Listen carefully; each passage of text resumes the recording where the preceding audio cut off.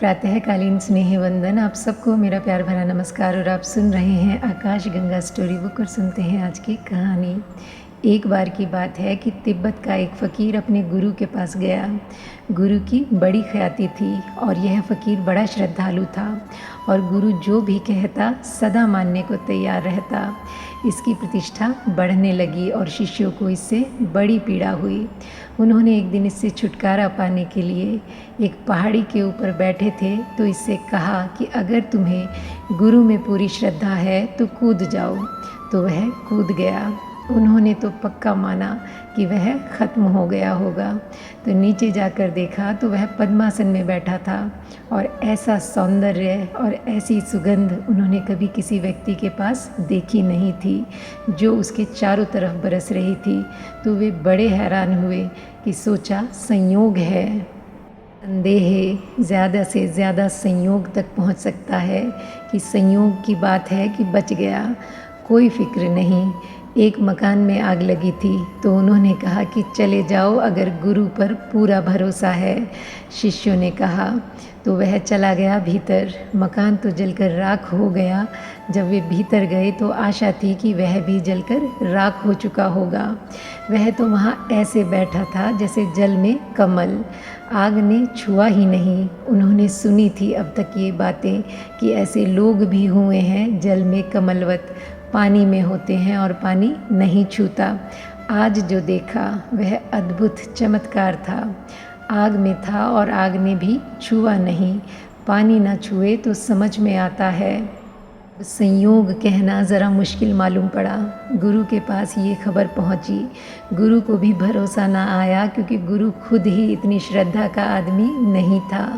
गुरु ने सोचा कि संयोग ही हो सकता है क्योंकि मेरे नाम से हो जाए। अभी तो मुझे ही भरोसा नहीं है कि अगर मैं जलते मकान में जाऊं तो बचकर लौटूंगा, कि मैं कूद पड़ूं पहाड़ से और कोई हाथ मुझे संभाल लेंगे अज्ञात के। तो गुरु ने कहा कि देखेंगे। तो एक दिन नदी के तट से सब गुज़रते थे तो गुरु ने कहा कि तुझे मुझ पर इतना भरोसा है कि आग में बच गया, पहाड़ में बच गया, तू नदी पर चल जा। तो वह शिष्य चल पड़ा। नदी ने उसे डुबाया नहीं। वह नदी पर ऐसे चला जैसे ज़मीन पर चल रहा हो। गुरु को लगा कि निश्चित ही मेरे नाम का चमत्कार है। तो अहंकार भयंकर हो गया। कुछ तो था नहीं उसके पास। तो उसने सोचा कि जब मेरा नाम लेकर कोई चल गया तो मैं तो चल ही जाऊंगा। वह चला। पहले ही कदम पर डुबकी खा गया। किसी तरह बचाया गया। उसने पूछा कि ये मामला क्या है, मैं खुद डूब गया। तो वह शिष्य हंसने लगा। उसने कहा कि मुझे आप पर श्रद्धा है, आपको अपने पर नहीं। श्रद्धा बचाती है। कभी कभी ऐसा भी हुआ है कि जिन पर तुमने श्रद्धा की हो उनमें कुछ भी ना था, फिर भी श्रद्धा ने बचाया।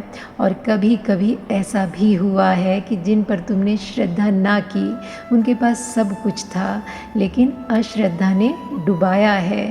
कभी बुद्धों के पास भी लोग संदेह करते रहे और डूब गए और कभी इस तरह के पाखंडियों के पास भी लोगों ने श्रद्धा की और पहुंच गए। गुरु नहीं पहुंचाता, श्रद्धा पहुंचाती है।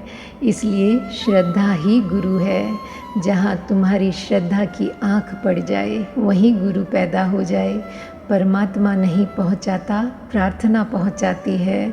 और जहाँ हृदयपूर्वक प्रार्थना हो जाए वहीं परमात्मा मौजूद हो जाता है। मंदिर नहीं पहुंचाते, भाव पहुंचाते हैं।